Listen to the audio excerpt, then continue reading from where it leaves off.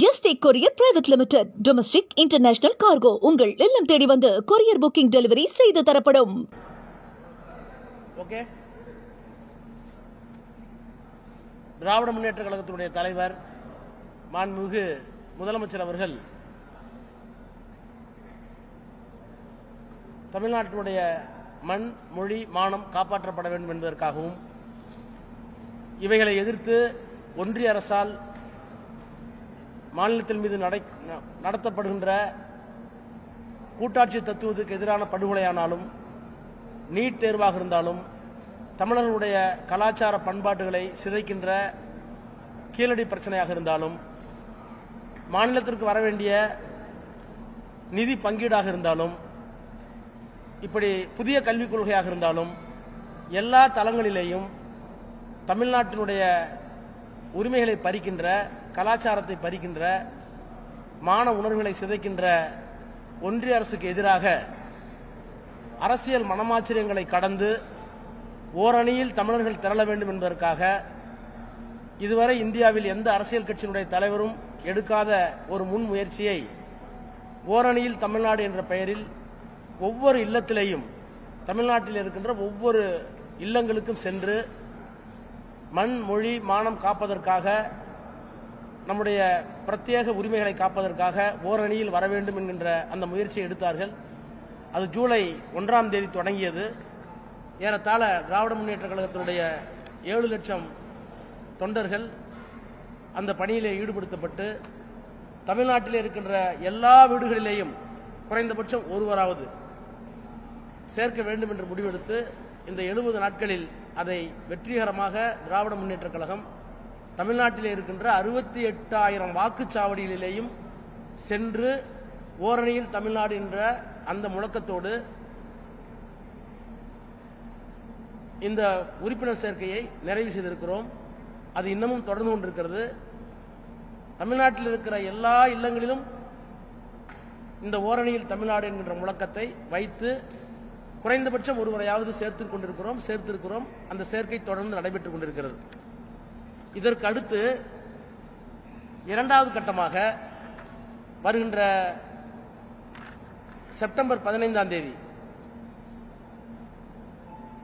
அண்ணா பிறந்த நாளை முன்னிட்டு ஒவ்வொரு வாக்குச்சாவடியிலேயும் இதே பணிகளை, அங்கே தீர்மானங்களை கொண்டு வந்து மண், மொழி, மானத்தை காப்பாற்ற வேண்டும் என்பதற்காக ஒவ்வொரு வாக்குச்சாவடியிலையும் தீர்மானங்களை நிறைவேற்றி அந்த தீர்மானங்களை தலைமை கழகத்திற்கு அனுப்பி அவற்றை நெறிப்படுத்தி ஒழுங்குபடுத்தி தொகுத்து மூன்றாவது கட்டமாக நம்முடைய திராவிட முன்னேற்ற கழகத்தினுடைய தலைவர் அவர்கள் முப்பெரு விழாவில், செப்டம்பர் 17 முப்பெரு விழாவில், கரூரில் நடைபெற இருக்கின்ற முப்பெரு விழாவில் அந்த தீர்மானத்தை முழு மனதோடு கழகத்தினுடைய முன்னணி தலைவர்கள் முன்னிலையில் ஒரு மனதாக நிறைவேற்றுவார்கள். அதையொட்டி ஒரு பெரிய உரையை ஆற்ற இருக்கிறார்கள். மூன்றாவது கட்டமாக செப்டம்பர் 20, 21 ஆகிய தேதிகளில் திராவிட முன்னேற்ற கழகத்தின் சார்பில் மாவட்ட அளவில் ஓரணியில் தமிழ்நாடு என்கின்ற தீர்மானத்தை எப்படி வாக்குச்சாவடியில் நிறைவேற்றினோமோ, அதை ஒருங்கிணைத்து எப்படி கரூரில் ஒட்டுமொத்தமாக நிறைவேற்றினோமோ, அந்த தீர்மானங்களை வழிமொழிந்து தமிழ்நாடு முழுக்க தீர்மான விளக்க பொதுக்கூட்டங்கள் நடைபெறும். அந்த கூட்டங்களில் அரசியல் கட்சிகளை தாண்டி பொதுமக்கள், வியாபாரிகள், வர்த்தகர்கள், இளைஞர்கள் என அனைத்து தரப்பினரும் கலந்து கொள்ளக்கூடிய அளவிலே ஒரு மிகப்பெரிய எழுச்சியை ஏற்படுத்தி அதிலே நிறைவாக ஒரு முழக்கத்தை தமிழ்நாட்டுடைய முதலமைச்சர் அவர்கள் முன்வைக்க இருக்கிறார்கள். தமிழ்நாட்டை தலைகுனிய விடமாட்டோம் என்பதுதான் அந்த முழக்கம். தமிழ்நாட்டை தலைகுனிய விடமாட்டோம் என்பது அந்த முழக்கம். அது ஒரு பிரகடனம். அந்த பிரகடனத்தை விரிவுபடுத்தி தமிழ்நாடு முழுக்க கொண்டு செல்வதற்காக அந்த பொதுக்கூட்டம் ஒவ்வொரு மாவட்ட தலைநகரிலேயும் லட்சக்கணக்கான பேர் பங்கு கொள்கின்ற அளவிலே நடைபெறும். இப்படிப்பட்ட ஒரு நிகழ்வினை இதுவரை இந்தியாவில் எந்த அரசியல் கட்சியும் செய்ததில்லை என்கின்ற அளவிற்கு 3 கட்டங்களாக 70 நாட்களுக்கு முன்னால் ஜூலை 1ஆம் தேதி தொடங்கிய இந்த இயக்கம் பல்வேறு பரிமாணங்களை கடந்து நிறைவாக தமிழ்நாட்டில் இருக்கிற அத்தனை பெருமக்களையும் அரசியல் மனமாச்சரியங்களை தாண்டி ஓர் அணியில் திரள வைக்கின்ற இந்த மகத்தான முயற்சியை தமிழ்நாட்டினுடைய முதலமைச்சர் அவர்கள் எடுத்து வெற்றிகரமாக நடத்தி கொண்டிருக்கிறார்கள், நடந்திருக்கிறது. இன்னும் எஞ்சிய பணிகளும் நடக்க இருக்கின்றன. இதற்காக திராவிட முன்னேற்ற கழகத்தினுடைய மாவட்ட கழக செயலாளர்கள், மாநில நிர்வாகிகள், கிளைக்கழகத்தினுடைய நிர்வாகிகள் அனைவரும் ஒரு அணியிலே இருந்து பணியாற்றியதற்காக தலைவர் அவர்கள் பாராட்டுதலையும் நன்றியையும் ஏற்கனவே தெரிவித்திருக்கிறார்கள்.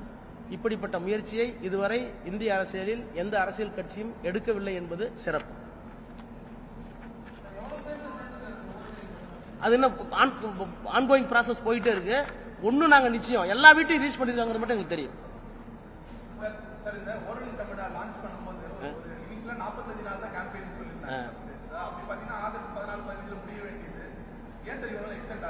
எங்களுக்கு அந்த டெக்னிக்கலா ஒரு ஆப் கொடுத்திருந்தாங்கல்ல, அந்த ஆப் ஓபன் பண்றதுல சில ஊர்ல பிரச்சனை, கையாளுறதுல நாங்க என்ன பண்றோம்னா ஒவ்வொரு பூத்துக்கும் ஒரு ஒரு தொழில்நுட்ப உறுப்பினரை போட்டிருந்தோம்.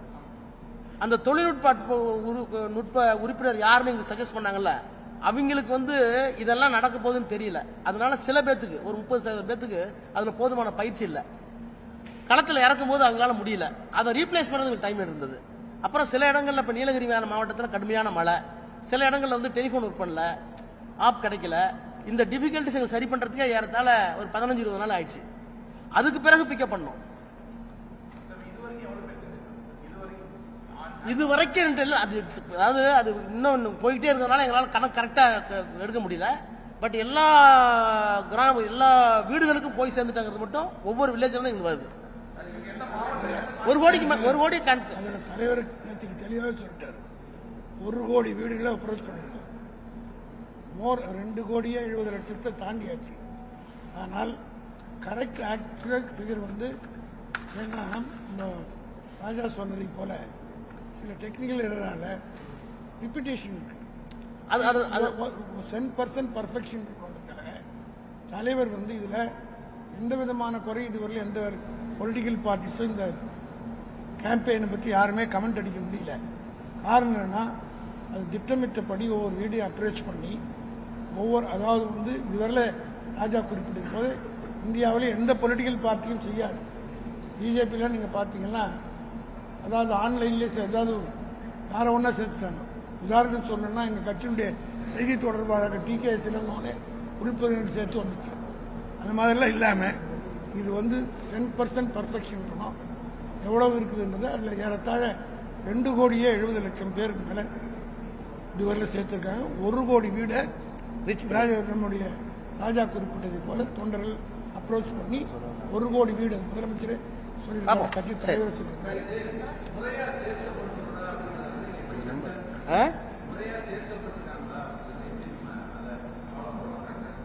அதுக்காக தான் அதாவது ஒரு ஆப்பை ஓபன் பண்ணி யாரை சேர்க்கிறோமோ அந்த நம்பருக்கு மிஸ்டு கால் கொடுத்து அது தலைமை கழகத்தில் இருக்கின்ற தொழில்நுட்ப பிரிவோட இணைஞ்சு ஆமா அவங்க சேர்ந்துட்டாங்க அப்படிங்கிற அளவுக்கு எங்கள்கிட்ட பர்ஃபெக்ஷன் இருக்கு.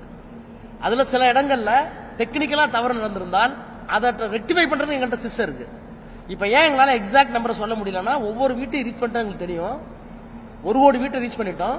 ஆனா இந்த மாதிரி ஒவ்வொரு இடத்துல சில டெக்னிக்கல் பிரச்சனை வச்சுங்க 2 தடவை சேர்த்திருக்காங்க, அல்லது சேர்க்காம விட்டுருக்காங்க, அல்லது சேர்ந்து என்ட்ரி ஆகாம இருக்கு, கீழே என்ட்ரி பண்ணிருப்பாங்க. ஆனா எங்களுக்கு மேல போர்டுல என்ட்ரி காமிக்கல. இதெல்லாம் கரெக்ட் பண்றதுக்காக தான் இந்த ஆன்கோயிங் ப்ராசஸ் போயிட்டு இருக்கு.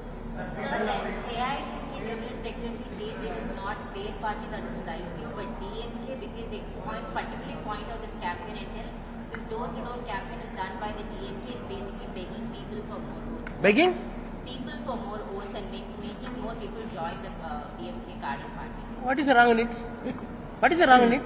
A political party wanted to add more members to the political party for valid reasons, for valid purpose, for valid motto.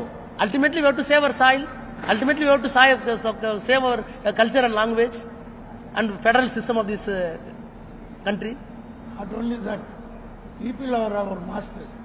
There is nothing wrong. அவருக்கு என்ன பிரச்சனை தெரியல. அது இயலாமை. As rightly said by Pandit Jawaharlal Nehru, inability. Any public servant is the first servant of the country. Therefore, in that respect, தமிழ்நாட்டில் implement பண்ணாங்கன்னா அது நாங்கள் எதிர்ப்போம் அப்படின்னு ஒரு உறுதிமொழியில் அது ஒன்றா இருக்கு. அதாவது சட்ட ரீதியாக இது இருக்கீங்களா இல்லைன்னா அந்த ப்ராசஸ் அக்செப்ட் பண்ணி வெரிஃபிகேஷன்லாம் இருக்குது. ரெண்டையும் எதிர்ப்போம். சட்டப்பூர்வமா நாங்க ஏற்கனவே ஜாயின் பண்ணிருக்கிறோம், வழக்குல ஜாயின் பண்ணிருக்கிறோம், டிஎம்கே ஜாயின் பண்ணிருக்கு. இங்க ஆன் ப்ராசஸ் போகும்போது நாங்க விஜிலண்டா இருந்து விழிப்புணர்வோடு இருந்து அந்த தவறுகள் நடந்தால், பீகார்ல நடந்தது வந்து இங்க இனிமேல் நடத்துறதுக்கு அவங்க பயப்படுவாங்க, எங்களுக்கு நம்பிக்கை இருக்கு. ஏன்னா நாங்க ஏற்கனவே ஆதார் இணைச்சிட்டாங்க, ஆதார் இணைக்க சொல்லி சுப்ரீம் கோர்ட் சொல்லியிருக்காங்க. இருந்தாலும் பார்ப்போம், இவங்க என்ன வேணாலும் பண்ணுவாங்களே.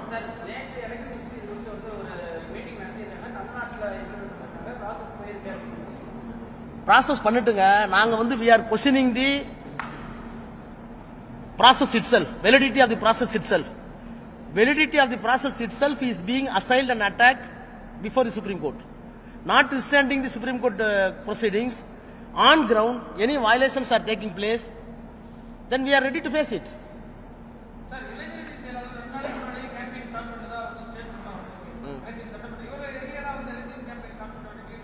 யாருக்கு எது எர்லியர் எது லேட்டர் நாங்க தானே முடிவு பண்ணோம். ஏன் இவரு ஒண்ணுமே இல்லாம பழனிசாமி போயிட்டு இருக்காரு, அவருக்கு என்ன தேங்காய் வைக்க போயிட்டு இருக்காரா? நாங்க இன்னும் கேம்பெயின் ஆரம்பிக்கல, பல நிகழ்ச்சிகள்ல கேம்பெயினை ஸ்டார்ட் பண்ணிருக்கிறோம், அவ்வளவுதான்.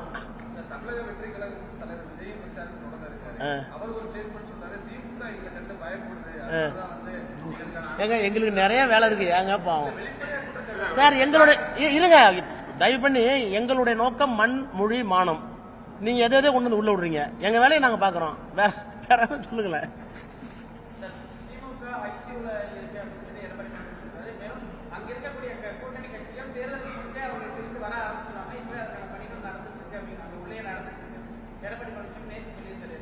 அவரு நாங்க ஐசியூல இருக்கோம் இல்லையா, அவரு ஹார்ட் பீட் சரியான்னு பார்க்க சொல்லுங்க. செங்கோட்டையன் போனா ஒரு ஹார்ட் பீட் அடிக்குது, ஓபிஎஸ் ஒரு ஸ்டேட்மெண்ட் போட்டா அடிக்குது, டிடிவி அடிச்சா அடிக்குது. செங்கோட்டையன் போய் அமித்ஷா பார்த்தா அவருக்கு டிக்கி டிக்கிங்குது. எனக்கு பயமா இருக்கு எடப்பாடியை பார்த்தாங்க. அவருடைய ஹெல்த்தை பார்த்து சொல்லுங்க. நாங்க ஐசியூ நாங்க தினமா இருக்கோம். அவருடைய பிரஷர் கிரஷர் எல்லாம் பார்க்க சொல்லுங்க. தினமும் அதே அவர் சரியா இருக்கு.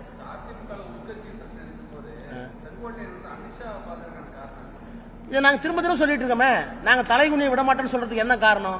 அவங்க தலைகுனிஞ்சு நிக்கிறாங்க. ஏங்க அதிமுகவில் என்ன செய்யணும் என்ன செய்யக்கூடாதுன்னு அமித்ஷா முடிவு எடுப்பாரா? எதுக்காக போய் பாத்தீங்க?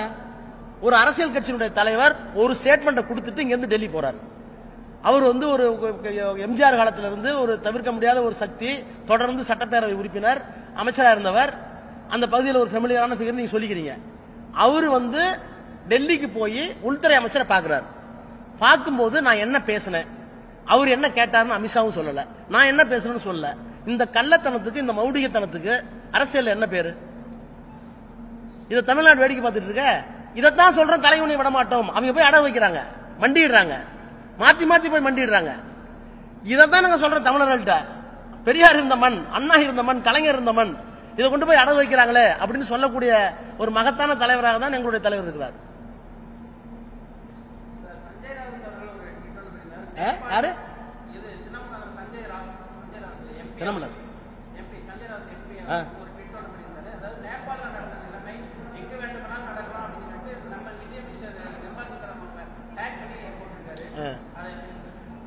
ஒன்றிய அரசு சேர்த்து சொல்லியிருப்பாரு.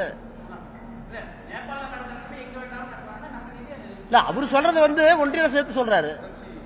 அதாவது there is no complete lawlessness in the union government சொல்ல வர்றாரு.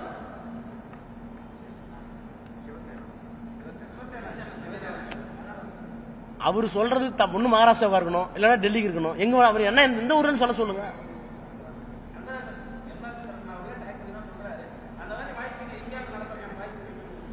இதே இன்னொரு முறை இதே நீடித்தால் அது வரக்கூடாதுங்கிறது என்ன நிச்சயம் சார்? நீங்க உங்களுக்கு ஒன்று சொல்றேன், இந்த ஆட்சியில தான் எல்லா அரசியல் சட்ட நிறுவனங்களும் சிதைக்கப்பட்டிருக்கிறது. ஒரு ஜட்ஜ்மெண்ட் சுப்ரீம் கோர்ட்ல கொடுக்குறீங்க, அந்த சுப்ரீம் கோர்ட் ஜட்ஜ்மெண்ட் வந்து 5 ஜட்ஜி 6 ஜட்ஜி உட்கார்றாங்க. ஜட்ஜ்மெண்ட் எழுதுன யாருன்னு கையெழுத்து இல்ல. கேள்விப்பட்டிருக்கீங்களா? ஒரு டிவிஷன் பெஞ்ச் 5 பேர், நான் 13 பேர் ஜட்ஜ்மெண்ட்ல கேசவானந்த பாரதி கேஸ்லாம் தெரியும். 1973 basic structure of the constitution cannot be amended அப்படின்னு சொன்ன ஒரு மைல்ஸ்டோன் ஜட்ஜ்மெண்ட். இன்னைய வரைக்கும் இந்த அரசாங்கத்துக்கு எதிராக இருக்கிற ஒரே ஜட்ஜ்மெண்ட் தான். அரசியல் சட்டத்தினுடைய அடிப்படை பண்புகளை மாற்றக்கூடாது அப்படின்னு 13 ஜட்ஜஸ் உட்கார்ந்தாங்க. அதுல கூட ஜட்ஜ்மெண்ட் எழுதுனது யாருன்னு பேர் இருக்கு. ஆனா அயோத்தியாவில் தீர்ப்பு கொடுத்தாங்கல்ல, அந்த தீர்ப்புக்கு யாரு அத்தாரிட்டி? எழுதுனது யார்? அந்த குழந்தைக்கு யார் அப்பா? யாருமே கையெழுத்து போடல, எல்லாருமே மொத்தமா கையெழுத்து போட்டுறீங்க. அப்போ உச்ச நீதிமன்றத்தில இருந்து, பார்லிமெண்ட்ல இருந்து, எலெக்ஷன் கமிஷன்ல இருந்து எல்லா அரசியல் சட்டத்தில் சொல்லப்பட்டிருக்கிற நிறுவனங்களையும் சிதைக்கின்ற ஒரு ஆட்சி இந்த ஆட்சி. இப்படி நிறுவனங்கள் இதுவரை சிதைப்பட்டதே இல்லை. Constitutional institutions are not at all destroyed or demolished or defeated or defiled by any one of the government. ஒன்னு நடந்திருக்கலாம். ஆனா ஒரே நேரத்தில் இவ்வளவு தாக்கப்படுறது இங்கதான். இப்ப சஞ்சய் ரவாத்தை வந்து சொன்ன ஸ்டேட்மெண்ட்டை டேக் பண்ணி நிர்மலா சீதாராமன் போட்டிருந்தா இப்ப நீங்க கோத்துங்க. நீங்க இப்ப நான் சொல்றது டேக் பண்ணி சேர்த்து போடுங்க. யார் எது நடக்கும்? புரியுதா உங்களுக்கு? பிரஸ் இருக்கா? நீங்க இருக்கீங்களா? நீங்க எல்லாம் இருக்கீங்க, உங்க முதலாளிங்க இருக்காங்களா? புரியுதா உங்களுக்கு? பிரஸ் போச்சு, ஜுடிஷியரி போச்சு, எலெக்ஷன் கமிஷன் போச்சு, பார்லிமெண்ட் போச்சு. பார்லிமெண்ட் நடக்க விடுறதே இல்ல. போன தடவை பார்லிமெண்ட் நடந்துச்சான்னு கேட்கறேன். இப்ப இதுவரைக்கும் உருவாக்கப்பட்ட சட்டங்கள் எல்லாத்தையுமே வந்து முறையாக விவாதித்தா நிறைவேற்றுறாங்களா? அதனாலதான் சொல்றேன், ஜனநாயகத்தினுடைய ஒட்டுமொத்த மாண்பு சிதைக்கப்படுகிற போது நேபாளத்தில் நடந்தது இங்கு நடக்கலாம் என்று சொல்லி ஒரு நாடாளுமன்ற உறுப்பினர் நிர்மலா சீதாராமனை காட்டி சொல்லி இருந்தால், நீங்க தான் சொன்னீங்க, அப்படி சொல்லிருக்காங்கல்ல, அப்படி சொல்லி இருந்தா please take Modi also in that.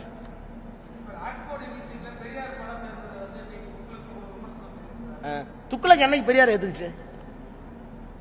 Tughlaq Periyar வாழணும்னு சொல்லி நீங்க எதிர்பார்க்கறீங்களா? இல்ல துக்ளக் சொல்லிதான் பெரியார் வாழணுமா?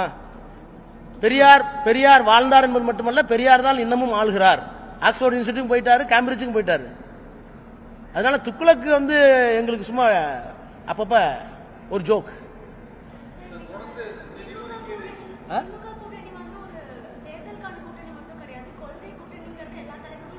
ஆமா,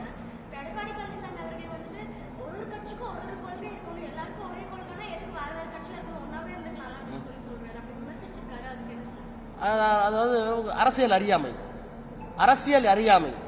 அதாவது முரண்பட்ட கொள்கை உள்ளவர்கள் கூட அரசியல் கூட்டணி வரலாம். அந்த தேர்தலில் உங்களுக்கு என்ன களம் சொல்லணும், என்ன கொள்கைன்னு சொல்லணும். இப்ப எங்களுக்கு என்ன, எல்லா அரசியல் கட்சிகளும் எங்களுக்கு சில வேறுபட்ட கொள்கைகள் இருக்கு. ஆனால் எங்க நாங்க ஒண்ணா நிக்கிறோம்? To uphold the constitution, liberty, equality, fraternity, secularism, federalism, அரசியல் சட்டத்தில் சொல்லப்பட்டிருக்கின்ற மாநில சுயாட்சி, கூட்டாட்சி, சகோதரத்துவம், சுதந்திரம், எல்லாத்துக்கும் மேல மதச்சார்பின்மை, இதையெல்லாம் காப்பாத்துறதுக்கு இந்த கட்சி அணைஞ்சிருக்கு. இதுல யார் வேறுபடுறான்னு சொல்லுங்க. இதுல யார் வேறுபடுறா? சார், ஓட்டல் சைவம் தான், வெவ்வேறு ஓட்டல் சைவம் தானே, அசைவம் இல்ல, அசைவம் தானே, சைவம் இல்ல. அப்ப என் கொள்கை உறுதியா இருக்கோம்ல.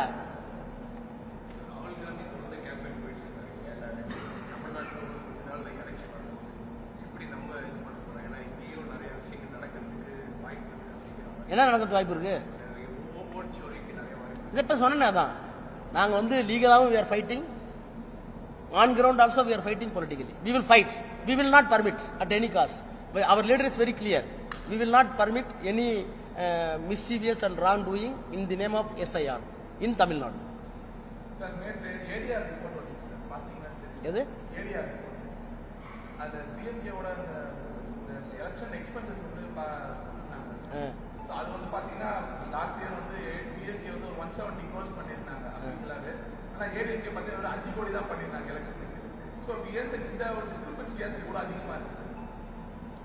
இல்ல, எல்லாம் லெஜிட்டிமேட் தானே பண்ணிருக்கோம் sir. Quantum is immaterial, whether it is legitimate or not. புரியுதா உங்களுக்கு? நான் வந்து 1 கோடி ரூபா கார்ல போறேன்னா, 50 லட்சம் ரூபா கார்ல போறேன்னா, 5 கோடி கார்ல பிரச்சனை இல்ல. அந்த காரை சரியா வாங்கிருக்கணும், அதுக்கு இன்கம் டேக்ஸ் கட்டிருக்கணும். அதை பாருங்க. அவங்க குறைச்சு காட்டியிருப்பாங்க. they are dishonest. எங்களுது எல்லாமே transparent and honest. Anna Kalaignar காலத்திலிருந்து அண்ணா பைசாவிலிருந்து வசூல் பண்றத புரசொலி பத்திரிகையில் போட்டு அதுக்குரிய கணக்கு காட்டுற ஒரே இயக்கம் தமிழ்நாட்டில் திராவிட முன்னேற்ற கழகம். இதை வந்து டிஎன் சேஷன் இவங்களுடைய சிம்பிள் பிரச்சனை வரும்போது அப்ரிஷியேட் பண்ணி சொல்லியிருக்காரு. ஸோ கலைஞர் தேசத்துலேருந்து இன்னி வரலாம் அது ஒப்போல்ட் ஆகுது. நான் கரெக்டாக பண்ணுறேன். மற்றவங்க கணக்காளர்கள் என்னென்ன இருக்கிறது உங்களுக்கே தெரியும். உங்க மனசாட்சிப்படி எழுதுங்க. சொல்லமா? தேங்க்யூ. தேங்க்யூ. நன்றி, அனைவருக்கும் நன்றி. எஸ்டேக் courier private limited, domestic international cargo உங்கள் இல்லம் தேடி வந்து கொரியர் புக்கிங் டெலிவரி செய்து தரப்படும். என்றும் உங்களுடன் மை இந்தியா. முக்கிய செய்திகளை உடனுக்குடன் தெரிந்து கொள்ள சப்ஸ்கிரைப் பண்ணுங்க, பெல் பட்டனை பிரஸ் பண்ணுங்க. என்றும் உங்களுடன் மை இந்தியா.